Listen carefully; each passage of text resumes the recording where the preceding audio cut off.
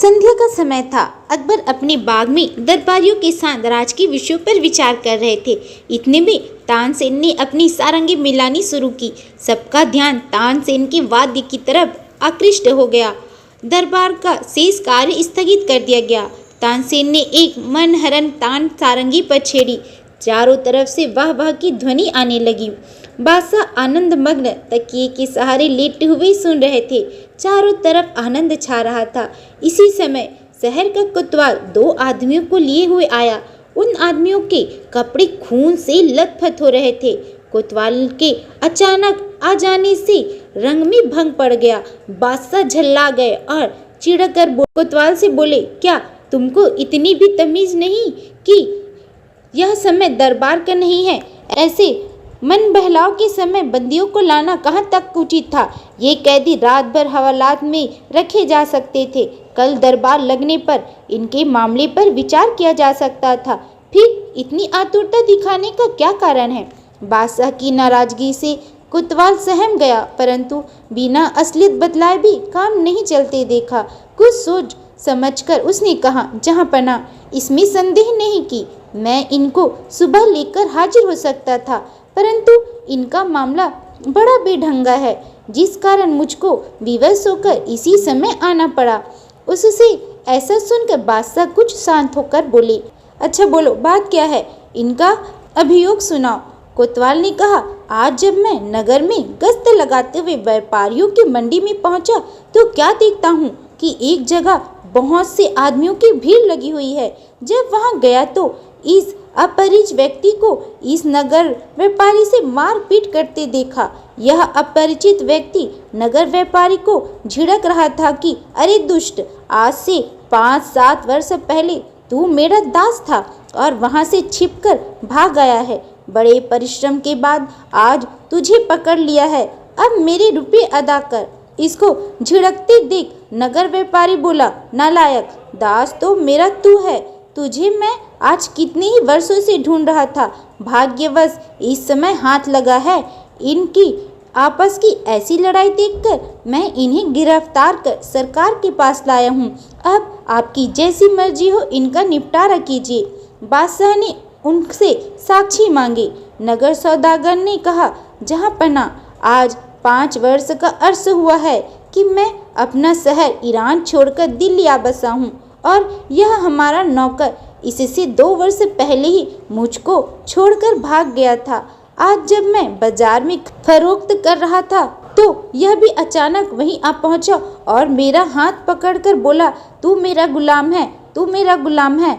मेरे व्यापारी होने का सारा शहर साक्षी है। जब पहला व्यापारी अपना बयान दे चुका तो दूसरा विदेशी व्यापारी बोला, जहाँ पना यह झूठ बोलता है, क्योंकि ईरान का व्यापारी मैं हूँ। इस शहर में मैं बिल्कुल नया आया हूँ, इस कारण यहाँ का एक भी नागरिक मुझे नहीं पहचानता।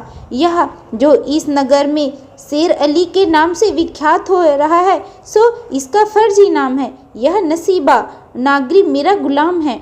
7 वर्ष का जमाना गुजरा जब मैं इसे दुकान पर छोड़ बाहर व्यापार के लिए गया था। मौका देखकर यह मेरी दुकान से बहुत बड़ी रकम चुराकर भाग आया। तभी से मैं इसकी खोज में दर बदर ढूंढता फिर रहा हूँ। आज 7 वर्षों के बाद यहाँ मिला है। इनका अभियोग दरबार के सभी लोग बड़े गौर से सुन रहे थे। मामला भी बड़ा पेचीदा जान पड़ता था।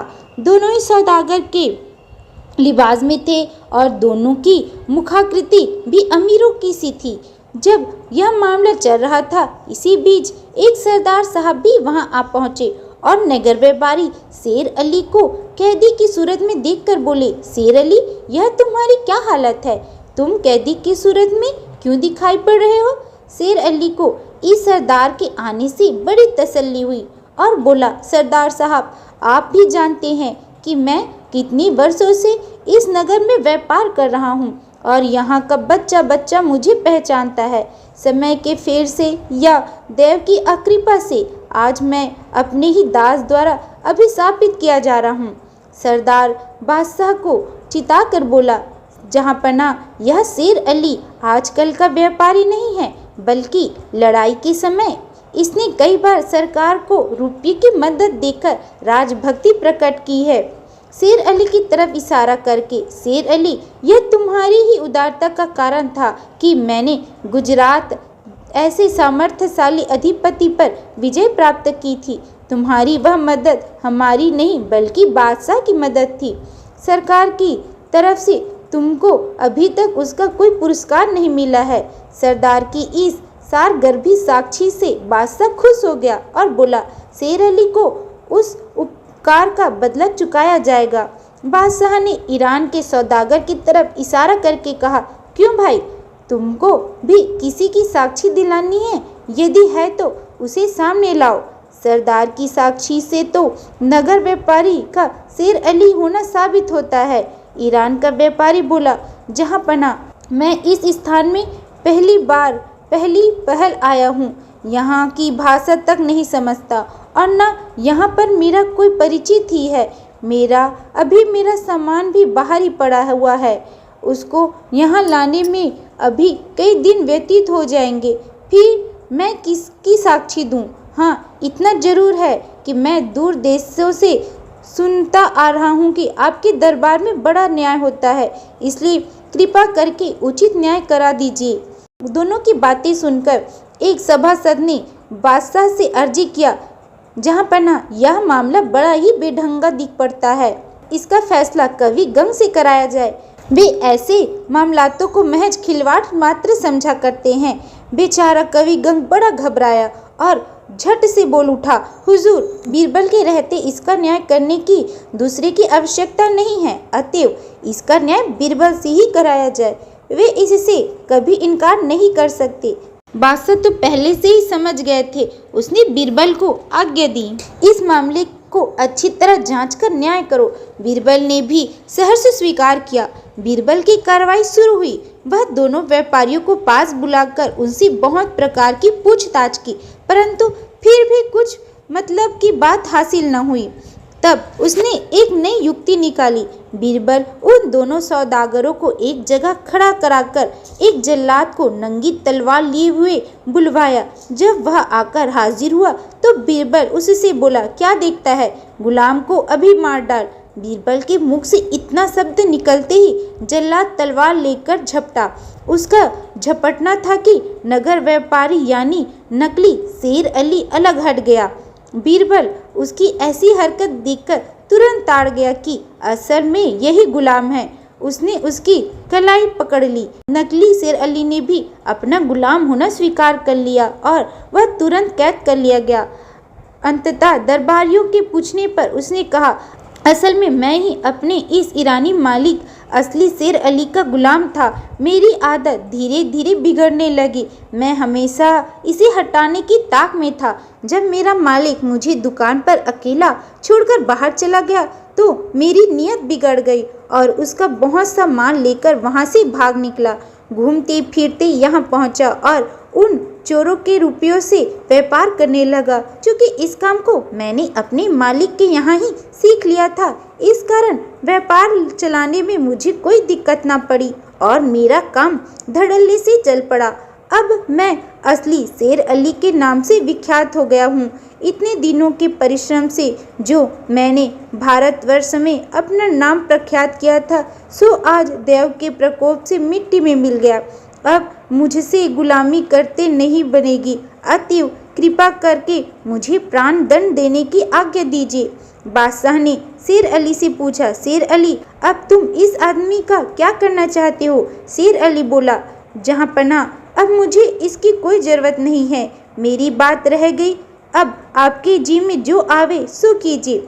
शेर अली के ऐसे संतोषप्रद वाक्यों से बादशाह को बड़ी प्रसन्नता हुई, परंतु उसने अपना राज किसी पर जाहिर न किया।